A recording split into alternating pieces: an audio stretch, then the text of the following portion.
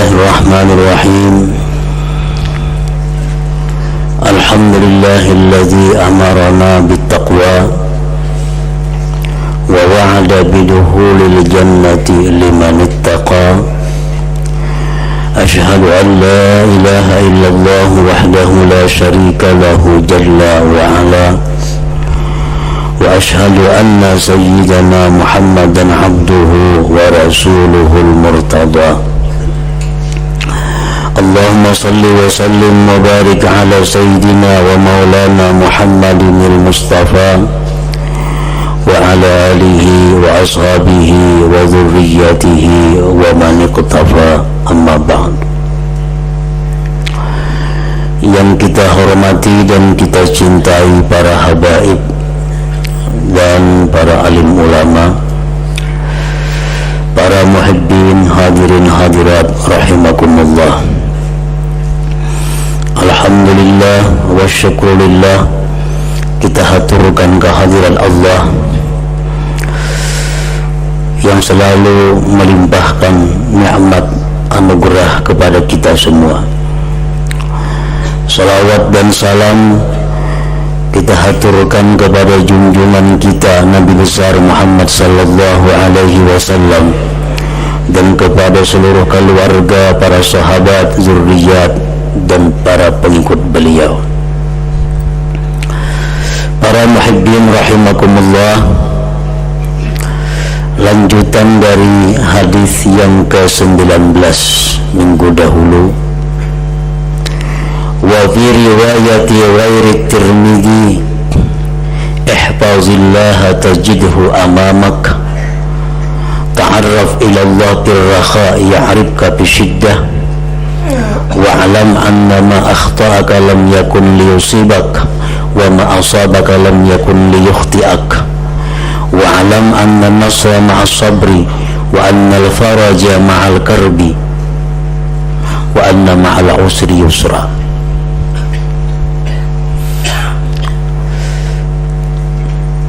Dan pada riwayat selain Imam Tirmidzi telah diceritakan bahwa Sayyidina Abdullah bin Abbas, atau yang sering disebut dengan Ibnu Abbas, beliau ikut Rasulullah sallallahu alaihi wasallam menunggang bagal. Nah, sewaktu beliau ikut Rasulullah menunggang bagal, Rasulullah mengajarkan kepada Ibnu Abbas beberapa kalimat. Yang pertama, Rasulullah sallallahu alaihi wasallam mengatakan kepada Ibnu Abbas, ihfazillah tajidhu amamak. Peliharalah sesuatu yang diperintah memeliharanya. Tajidhu amamak, niscaya engkau dapati Allah itu di depan engkau. Yang kedua, ta'arraf ila Allah birrakha ya'rifka bisyiddah, kenallah engkau kepada Allah pada waktu lapang, niscaya Allah akan kenal kamu pada waktu sulit. Yang ketiga, wa'lam anna ma akhta'aka lam yakun liyusibak wa ma asabaka lam yakun liyukhti'ak. Ketahuilah bahwa sesuatu yang luput ia akan engkau, tidaklah dia mengenai engkau, dan sesuatu yang mengenai engkau, tidaklah dia luput akan engkau. Yang keempat, wa'lam anna nasra ma'as sabri, ketahuilah bahwa pertolongan itu beserta kesabaran. Wa annal faraja ma'al karbi, bahwa kelapangan itu beserta kesusahan. Wa anna ma'al usri yusra. Yang keenam, bahwa beserta kesusahan itu ada kemudahan. Jadi yang kelima, wa annal faraja ma'al karbi, bahwa kelapangan beserta kesusahan. yang keenam, wa anna ma'al usri yusra. Para muhibbin rahimakumullah, 6 kalimat ini yang disampaikan Rasulullah sallallahu alaihi wasallam kepada Sayyidina Ibnu Abbas. Yang pertama, ihfazillah tajidhu amamak. Telah dijelaskan pada minggu yang dahulu bahwa pengertiannya ihfazillah itu adalah peliharalah sesuatu yang Allah memerintahkan kita untuk memeliharanya. Secara umum artinya adalah ittaqillah, takwalah kamu kepada Allah. Tajidhu amamak, niscaya engkau dapati, engkau jumpai Allah di depan engkau.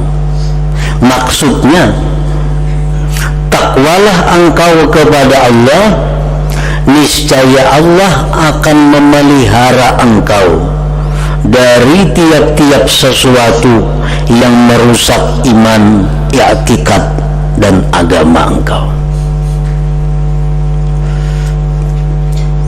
Artinya, andai kata kita ini takwa kepada Allah, maka iman kita, i'tikad kita, agama kita dijaga oleh Allah. Tidak akan mudah tergoda, tidak akan mudah terbawa arus yang tidak baik kalau kita takwa kepada Allah. Orang yang takwa kepada Allah, andai kata diberi Allah nikmat, maka nikmat itu membawa kebaikan baginya. Orang yang takwa kepada Allah, andai kata dia mendapat musibah, musibah itu akan mengangkat derajatnya. Jadi segala sesuatu yang diberikan Allah kepada orang yang takwa itu akan meninggikan derajatnya. Nah, para muhibbin rahimakumullah, orang yang takwa itu jangan dianggap bahwa mereka terlepas daripada bala dan bencana. Kan seolah-olah ini hadis mengatakan bahwa takwalah kepada Allah, niscaya Allah akan memelihara engkau. Arti dipelihara itu bukan berarti orang yang takwa itu tidak ada bala bagi mereka, tetapi bala itu ada bagi mereka, namun bala itu meninggikan martabat mereka, dan Allah menjaga agar bala itu tidak merusak iman dan akidah serta agama mereka. Bahkan Rasulullah SAW menjelaskan, makin tinggi keimanan kita, makin tinggi ketakwaan kita, makin berat bala yang kita terima. Rasulullah SAW bersabda, yubtalan nas ala hasabi dinihim, faman thakhuna dinuhu ishtadda bala'uhu, wa man da'ufa dinuhu da'ufa bala'uhu. Dibalakan manusia atas kadar agama mereka. Barang siapa yang tebal kuat agamanya, ishtadda bala'uhu, bersangatan balanya. Barang siapa yang lemah agamanya, lemah imannya, maka inting juga bala yang diberikan kepadanya. Abu Sa'id Al-Khudri, salah seorang sahabat Rasulullah sallallahu alaihi wasallam, bertanya kepada Rasulullah, ya Rasulullah, man asyaddun nas bala'a? Siapa manusia yang paling banyak, yang paling bersangatan mendapat bala? Qala, Rasulullah bersabda, al-anbiya, para nabi.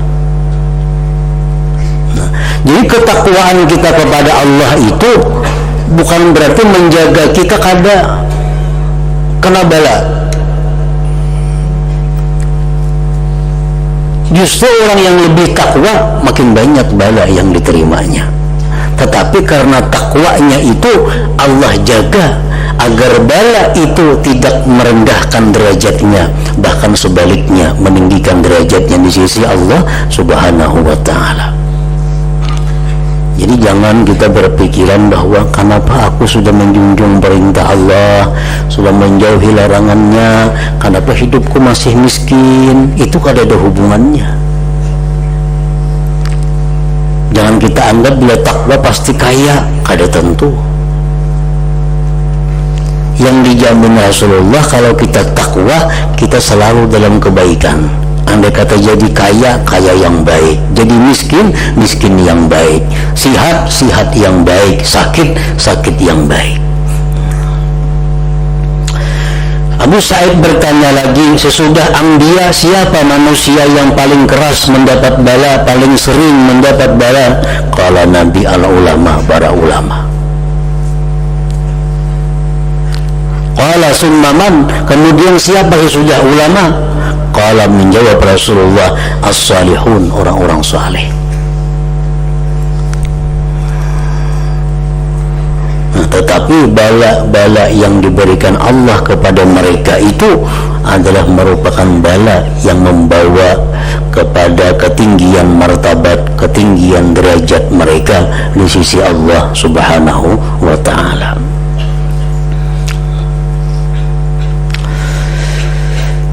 Rasulullah sallallahu alaihi wasallam bersabda, innallaha idza ahabba 'abdan ibtalahu wa idza btala sabbarahu.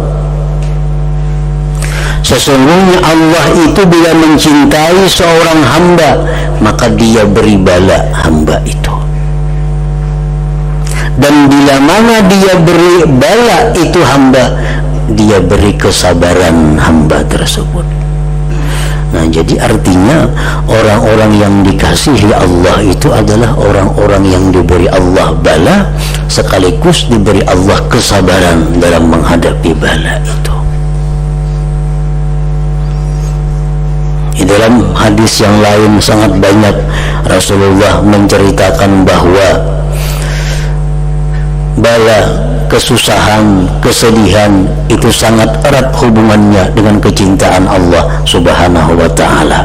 Orang yang makin banyak dapat bala, makin dicinta oleh Allah Subhanahu wa ta'ala.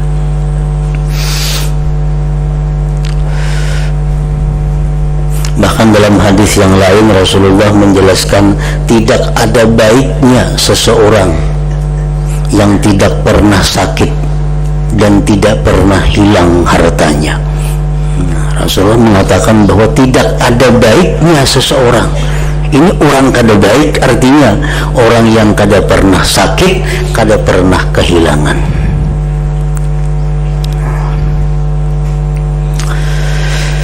Di dalam kitab Al-Jauharatul Lu'lu'iyah disebutkan hikayat seorang pasangan suami istri yang sudah berumah tangga sekian lama,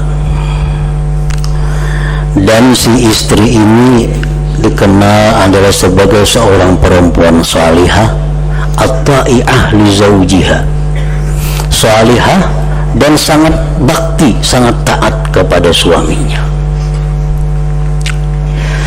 Pada suatu malam si laki-laki ini minta bikinkan air kepada istrinya, minta ulahkan banyu. Diulahkan oleh nang bini ke dapur nang bini. Tuntung mau ulah banyu, bawa ke kamar. Sekali ini laki taguringan laki. Nang bini ini karena orang yang bakti lawan lakinya, ditunggui laki yang guring nih, ditunggui. Kalau kukina bangun tengah malam mencari banyu, disorong banyu ini dingin sudah banyunya. Jadi bangun tengah malam karena minta lawan banyu, ulahkan nang panas. Ditunggui sampai subuh hanya bangun nang laki ini. Jadi batungguan nang bini. Tahu si laki bahwa nabinya kada berguringan malam tadi. Nah, lalu ujar nang laki lawan nang bini, aku mah sangat berterima kasih, sangat menghargai kebaktian ikam lawan aku. dan apa nang ikam hendak ku kabulkan. Nah sambat saja, nah apa nang ikam hendak ku tulusakan. Karena sebagai penghargaan suaminya kepada istrinya. Ujar nang bini ulun ada sebuting hendak. Napa sambat saja lagi? Ujar nang bini talik nih, ceraikan ulun.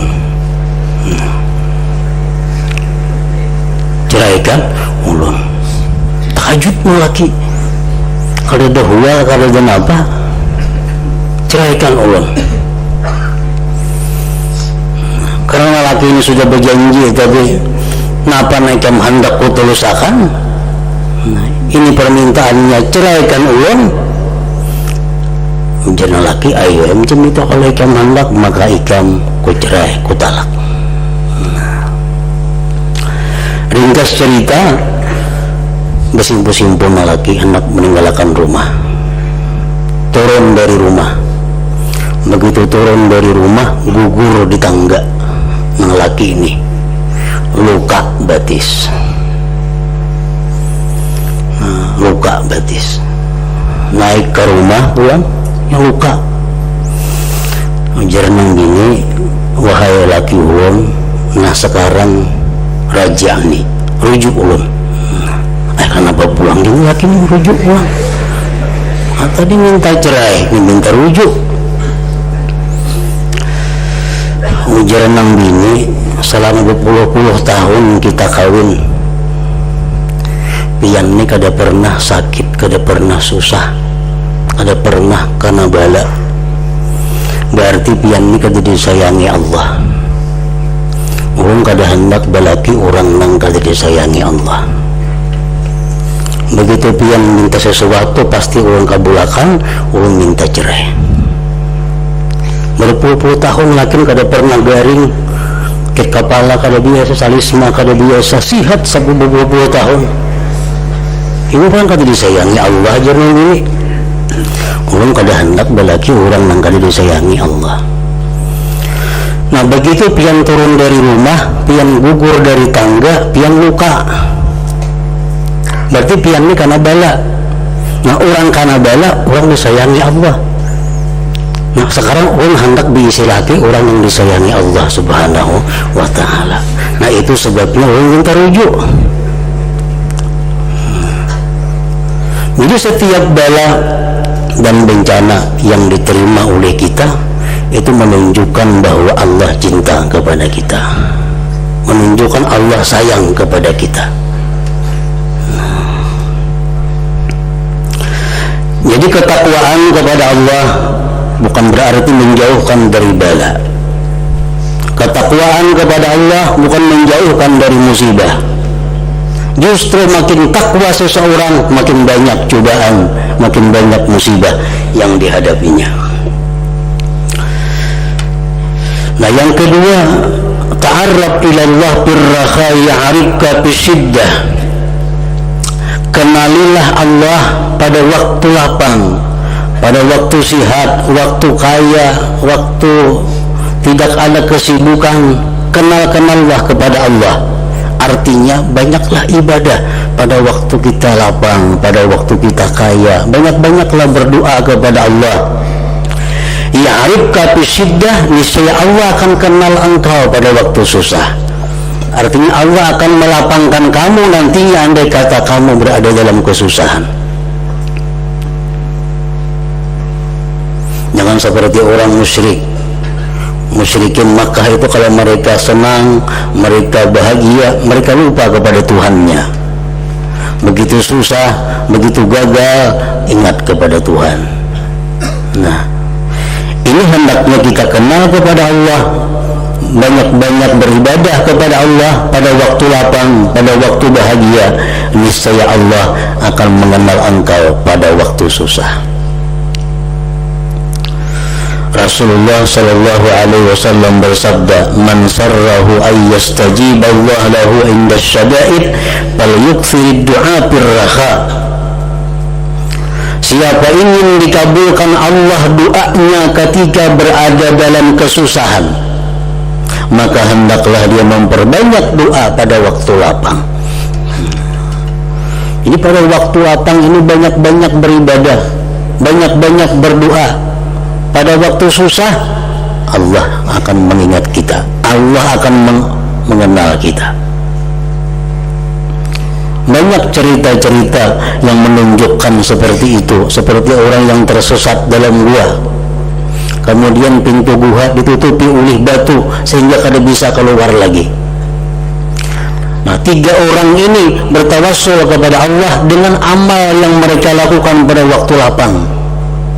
Ya Allah, ulun ini orang yang bakti kepada orang tua, maka dengan amal itu bukakanlah kesempitan kami ini, kesusahan kami ini. Allah kabulkan doanya. Nah, amal-amal waktu kita lapang, amal-amal waktu kita bahagia, itu sangat ampuh kita andalkan pada waktu kita susah. Nabi Yunus alaihissalam, beliau orang yang sangat dekat dengan Allah, yang banyak ibadahnya kepada Allah pada waktu lapangnya, pada waktu bahagianya. Begitu beliau berada dalam perut ikan di dalam laut, Nabi Yunus berkata di dalam perut ikan itu, la ilaha illa anta subhanaka inni kuntu minaz zalimin. Doa Nabi Yunus. Begitu Nabi Yunus berdoa, dengan doa itu Allah kabulkan. Karena Nabi Yunus ini orang yang sudah banyak ibadahnya, banyak taatnya pada waktu dia lapang, waktu beliau dalam keadaan senang dan bahagia. Yang ketiga, wa'lam anna ma akhta'aka lam yakun liyusibak wa ma asabaka lam yakun liyukhti'ak. Ketahuilah, sesuatu yang luput engkau daripadanya tidak akan mengenai engkau. Sesuatu yang mengenai engkau tidak akan luput akan engkau. Ini Rasulullah mengajarkan kepada Ibnu Abbas tentang takdir Tuhan. Sesuatu yang ditakdirkan engkau luput, kada akan kana. Misal takdirnya hari ini kita luput dapat rezeki, kada akan kana rezeki itu, bagaimanapun kita mengusahakannya. Nah, sesuatu yang ditakdirkan kita kena, kada akan luput. Artinya, sesuatu yang sudah ditakdirkan milik kita, kada akan ke orang lain. Sesuatu yang takdirnya punya orang lain, kada akan pindah ke kita. Nah, ini yang ketiga adalah merupakan kalimat yang menuntun kita kepada tawakal kepada Allah Subhanahu wa ta'ala. Yang keempat, wahai Ibnu Abbas, wa'lam anna an-nasra ma'as sabri, bahwasanya pertolongan itu beserta kesabaran. Dalam menghadapi masalah, menghadapi musibah, menghadapi yang kada nyaman, bila mana kita sabar, kita akan ditolong oleh Allah. Kita akan dapat kebahagiaan, kita akan dapat kelapangan. Para ulama berbeda pendapat. Hal yusabu syakhsu ala nafsil masaib atau ala sabri alaiha. Adakah seseorang itu diberi pahala atas musibah itu atau atas sabarnya? Adakah seseorang itu diberi pahala karena dapat musibah atau karena sabar menghadapi musibah itu?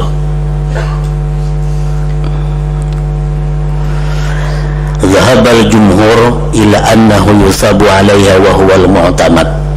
Pendapat mayoritas ulama, inilah pendapat yang mu'tamad, bahwa si hamba itu diberi pahala begitu dia dapat musibah. Sabar kada sabar lain kisah.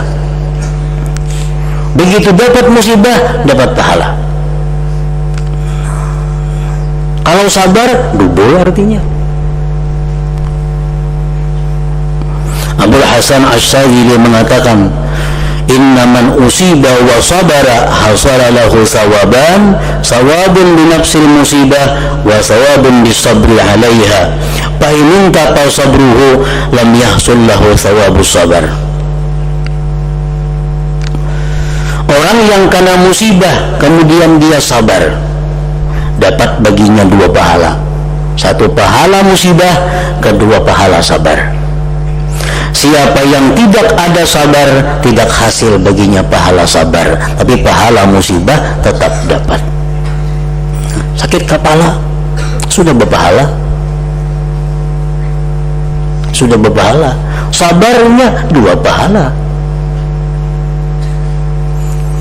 Makanya di akhirat itu orang-orang yang sihat, orang-orang yang hidupnya lapang, menyesal, jakar lu dalam dunia aku jadi orang garing. Kenapa? Karena begitu bahagianya, begitu senangnya orang-orang yang kena penyakit itu di dunia, mereka sangat senang di akhirat nantinya karena banyak mendapat pahala dari Allah Subhanahu wa ta'ala. Jadi setiap ada sakit dalam tubuh kita dapat pahala. Kalau kita sabar, double pahalanya. Nah, ini pendapat mayoritas ulama. Berkata sebagian ulama, la yadurru bisabri tamanni zawalil alam. Tidak merusak kesabaran itu mengangan-angan, mencita-cita hilangnya sakit. Itu ada rusak kesabaran kita. Kita karena penyakit umpamanya, sabar kita, tahan. Arti sabar itu kadang-ada mengeritik kepada Allah, kadang-ada mengeluh kepada Allah. Kenapa ya Tuhan hamba digaringkan, kenapa? Nah, kadang-ada memprotes kepada Allah, kadang mengeluh kepada manusia. Itu sabar. Nah, sabar itu kadar rusak, artinya tetap utuh kalau kita minta kepada Allah sihat. Nah, dalam keadaan sakit misal, ya Allah sihatkanlah hambamu ini, itu kadang merusak kesabaran. Tetap kita sabar ngarannya. Wala mujarradu syaqwa idza sahhatin niyyah, dan mengeluh itu pun kadang merusak kesabaran. Artinya mengadukan sakit kepada manusia itu pun kadang merusak kesabaran, asal niatnya bisa, asal niatnya tahu. Kaqaulil marid inni wajia, seperti perkataan orang yang sakit, aku sakit. Nah, itu kadang merusak kesabaran, kadang merusak kesabarannya. Au kana yasifu halahu litabib, atau dia mengisahkan keadaannya bagi dokter. Dokter, aku sakit kepala, sakit dada, sakit ini. Nah, lawan dokter mengisahkan penyakit, itu kadang merusak kesabaran. Au li ghairihi liyad'u lahu, atau ia mengisahkan sakitnya kepada orang lain, minta doakan. Ulun sakit ini nah, sakit ini nah, sakit, dikisahkan penyakit nih, mohon doakan ulun supaya ulun sabar, supaya ulun sihat. Nah, itu kadang merusak kesabaran. Kan mengadu tuh sama manusia, tapi niatnya bisa. Ini mengadu tujuannya minta doa supaya sihat. Au liyu'allimahu sabra, atau agar dia mengajarkan kepadanya kesabaran. Ulun ini sakit dada, ulun sakit ini, sakit itu. Nah, bari pang ulun cara supaya ulun sabar kayak apa. Nah, itu mengisahkan, itu kadang merusak kesabarannya. Nah, yang keempat tadi, wa'lam anna nasra ma'as sabri. Yang kelima, wa annal faraja ma'al karbi, bahwasanya kelapangan itu serta kesusahan. Artinya kesusahan itu diiringi dengan kelapangan. Ini yang kelima, menuntun kita kepada jangan putus asa. Setiap dalam kesulitan pasti ada kena kesenangan sesudahnya. Bagaimanapun masalah yang kita hadapi, satu saat akan selesai. Nah, jadi tuntunannya ini, la tai'as min rahmatillah, jangan putus asa dari rahmat Allah. Bah, mungkin ini baik aku mati, nah jangan kayak itu. baik mati daripada itu. La tai'as min rahmatil, jangan putus asa dari rahmat Allah. Tetapi kita ingat, inna rahmatullah qaribun minal muhsinin. Rahmat Allah itu dekat kepada orang yang baik, orang yang beramal. Artinya apa? Kita menghadapi kesusahan, menghadapi kepayahan, kita bawa beribadah, kita bawa beramal, maka akan mendatangkan kelapangan. Membawa berdiam, membawa kada kakaruan, itu menambah masalah. Salah seorang aulia Allah yang bernama Asim bin Ishaq, beliau ini dikenal sangat miskin, sangat fakir, sudah macam-macam berusaha kada berhasil, macam-macam sudah usaha kada mau pas hingga bangkrut, sampai-sampai orang keberatan kalau ini berhilang ke rumah orang. Si Asim nih bila berhilang ke rumah orang keberatan. Kenapa? Antara dua belah kada minta berhutang. Bila tok latih di muka Asim, oh kada jauh bila kada berhutang atau apa kan nih, karena hidupnya sangat fakir. Nah suatu hari, suatu malam beliau sembahyang beberapa rakaat, sembahyang. Nah ini ngarannya muhsin, berbuat baik. Begitu dapat kesusahan bawa sembahyang. Karena rahmat Allah itu dekat dengan orang yang baik nih. Nah, jadi sembahyang beberapa rakaat, sembahyang, tontong sembahyang. Ujar si Asim mengisahkan tontong sembahyang, sujud. Assalamualaikum warahmatullah, sujud ini mbah salam. Sembahyang sunat mutlak, 2 rakaat salam, berapa rakaat terserah hitungannya. Tuntung sujud. Dalam sujud itu ujar Asim, aku membaca kalimat-kalimat ini. Ya musabbibal asbab, ya fatihal abwab, ya sami al aswat, ya mujibad da'awat, ya qadiyal hajat, agnini bifadlika, ikfini bihalalika an haramik, wa agnini bifadlika amman siwak. Tentang membaca itu ujar Asim, bina agenang gugur di intang kepalaku. Bangun sujud kuliati kain habang, kubuka 80 dinar duit, 80 dinar, banyak duitnya itu, wajauhara dan permata. Nah, ini satu contoh bahwa annan nasra ma'as sabr, annal faraja ma'al karbi, bahwa kesusahan-kesusahan itu akan berakhir dengan kelapangan-kelapangan bila mana kita mendekati rahmat Allah Subhanahu wa taala. Setiap kali kesusahan, kesengsaraan, bila kita bawa dengan ibadah, kita bawa dengan sembahyang, kita bawa dengan doa, itu ujungnya pasti dapat kebahagiaan, dapat kelapangan. Masalah apapun akan teratasi karena rahmat Allah Subhanahu wa ta'ala. Nah kemudian yang keenam, wa anna ma'al usri yusra, bahwasanya beserta kesulitan itu pasti ada kemudahannya. Nah ini pun sama daripada yang sebelumnya, adalah mendorong kita jangan putus asa daripada rahmat Allah Subhanahu wa ta'ala. Nah kemudian hadis yang ke-20 dari 40 hadis. Hadratin Nabi sallallahu alaihi wasallam, al-Fatihah. Ya ganam.